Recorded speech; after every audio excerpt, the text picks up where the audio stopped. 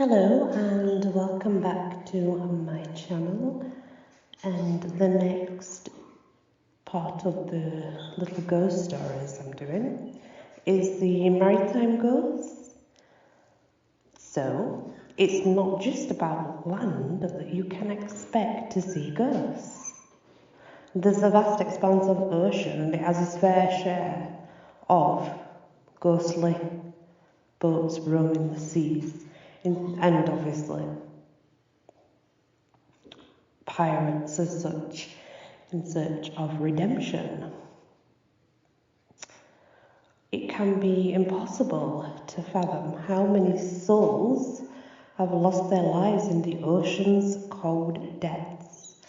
Casualties from historical sea battles, explorers whose boats were overturned by the storms, or fishermen who simply fell out of their boat into the treacherous sea. Victims that the sea has claimed.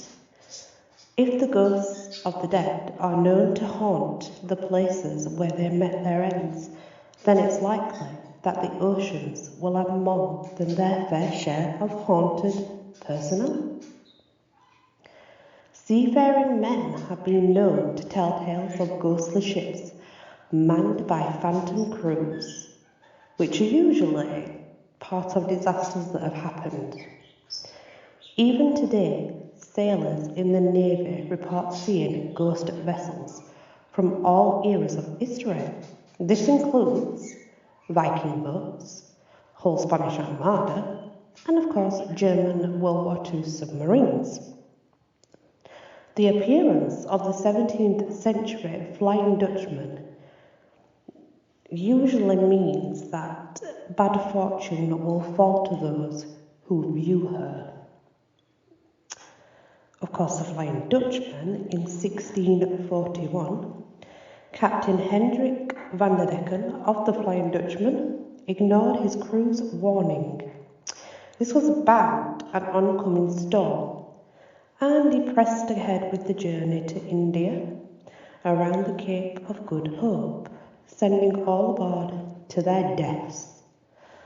As punishment for cursing God and the elements, Van der Decken and his ship were doomed to roam the waters near the Cape for eternity. This is, of course, what they say is the Flying Dutchman ghostly legend ship. The most famous sighting occurred in July 1881, when young King George V and several other crewmen of the HMS Bashanti spotted the phantom ship off their port bow just before it vanished into thin air. The Cursed Journey of Palatine. According to legend, the Palatine was a Dutch immigrant ship. It sailed across the Atlantic to America in 1752. The catalogue of disasters that accompanied the ship gave it a reputation for being cursed. The captain was killed during a storm very early on, and the crew decided to mutiny and abandon the ship, taking as much plunder with them as they could carry. The Palatine continued on its journey without captain or crew, and eventually ran aground at Block Island. The locals rushed on board to see what loot they could find. They became extremely frustrated at discovering nothing of value, that they actually set fire to the Palatine and allowed it to drift out to sea. Now, on numerous occasions since then, and usually on the anniversary of the original tragedy, the Palatine has been seen and reported in the waters of the same coast near Rhode Island, still blazing as fiercely as the day it was last seen. And this usually happens off the coast of Rhode Island every year of the anniversary. The Ghost of the Great Eastern. The Great Eastern was the Titanic of its day. Built in 1857, it was 6 times larger than any other ship ever constructed. From its first launch, when it was so heavy, It jammed the launch mechanism and stopped dead. The ship was plagued by ill. This ill fortune, during its sea trials, caused a huge ventilator explosion. This killed one man and scalded others with boiling water. About a month later, the ship's builder, Isambard, Kingdom Brunel, died of a stroke, and before its launch, the master shipwright vanished. So this was all before it actually set off. Mysteriously, throughout its service, the crew have reported hearing strange hammering noises coming from the deep deck below. It could even be heard above any gale of a storm. When the ship was eventually taken apart, the source of the ship's bad luck and hammering was discovered. Within the double hull was the skeleton of the master shipwright, whose ghostly knocking had accompanied the ship on all its voyages. So it is believed. On June the 22nd, 1899, at exactly 3:34 p.m., the Royal Navy flagship Victoria was rammed by the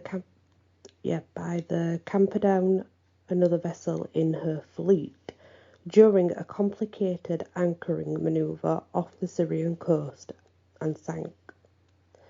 Most of the crew was killed, including its commander, Admiral Sir George Tyrone.